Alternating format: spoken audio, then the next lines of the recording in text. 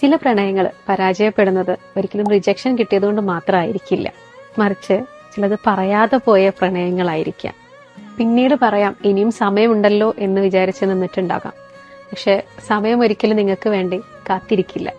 അങ്ങനെ കടന്നുപോയ ഒരുപാട് സമയങ്ങളും വർഷങ്ങളുമായിട്ട് ഇന്ന് നിങ്ങളുടെ മുന്നിൽ ഒരു വേദനയായി നിൽക്കുന്നുണ്ടാവും. നമ്മളെ ഉള്ള ബന്ധവും പോവോ എന്നുള്ള പേടി കൊണ്ട് പലരും പറയാതെ ഇരിക്കും. നമ്മുടെ സ്നേഹങ്ങൾ നമ്മൾ പലതും മറച്ചു വെക്കും ചെയ്യും. ബന്ധങ്ങളില്ലാതെ ആകുന്നുള്ള പേടി, അതുപോലെ എങ്ങാനും നോ എന്ന് പറഞ്ഞാലോ എന്നുള്ളൊരു പേടി, അങ്ങനെ ഒരുപാട് പേടികൾ കാരണം അല്ലെങ്കിൽ മറ്റുള്ള പല റീസൺസ് കൊണ്ടും നിങ്ങൾ പറയാതെ പോയിട്ടുള്ള ഈ ഒരു പ്രണയം നമുക്ക് ബാക്കി വെച്ചിട്ടുള്ളത് ഭാവിയിലേക്ക് കുറെ ഇമോഷൻസിനെ എഫക്ട് ചെയ്യുന്ന തരത്തിലുള്ള കുറച്ച് കാര്യങ്ങളാണ്. റിജക്ഷന്റെ, അതായത് fear of rejection, guilt, regret, അല്ലെങ്കിൽ കോൺഫിഡൻസ് ഇഷ്യൂസ്, ഇതെല്ലാം ഈ ഒരു കാരണം കൊണ്ടുണ്ടാകും. ഇതിന് നമുക്ക് ചെയ്യാൻ പറ്റുന്ന ഒരു കാര്യം മാത്രമേ ഇപ്പോൾ ഉള്ളൂ. കൃത്യമായിട്ടുള്ള തീരുമാനങ്ങൾ എടുക്കാൻ പഠിക്കുക.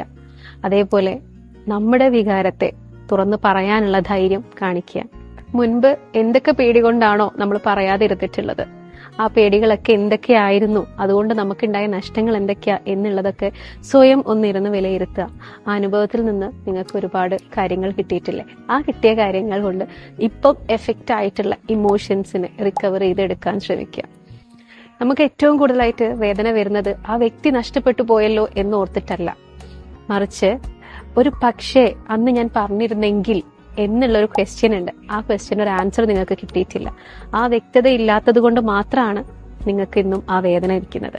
നിങ്ങൾ ഈ ഒരു ഇമോഷൻസിനെല്ലാം ഒന്ന് ബാലൻസ് ചെയ്താൽ, അതിനൊന്ന് കറക്റ്റ് ചെയ്താൽ, നിങ്ങൾക്ക് തീർച്ചയായിട്ടും നിങ്ങളുടെ ആ ഒരു മനസ്സിന്റെ ആ ഒരു കട്ടി അല്ലെങ്കിൽ ആ ഒരു വേദന നിങ്ങൾക്ക് ഒരുപാട് കുറയ്ക്കാൻ പറ്റും.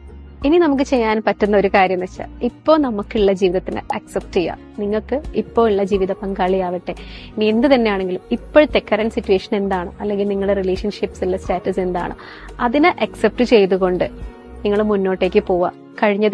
കഴിഞ്ഞ് കിട്ടാതെ പോയ ആ ആൻസറിന്, അല്ലെങ്കിൽ വ്യക്തതയില്ലാത്ത ആ ആൻസറിന്റെ ബാക്കിൽ പോവാതെ സന്തോഷത്തോടെ ഇപ്പോഴത്തെ ജീവിതത്തിനെ അക്സെപ്റ്റ് ചെയ്ത് എൻജോയ് ചെയ്ത് ജീവിക്കാൻ ശ്രമിക്കുക.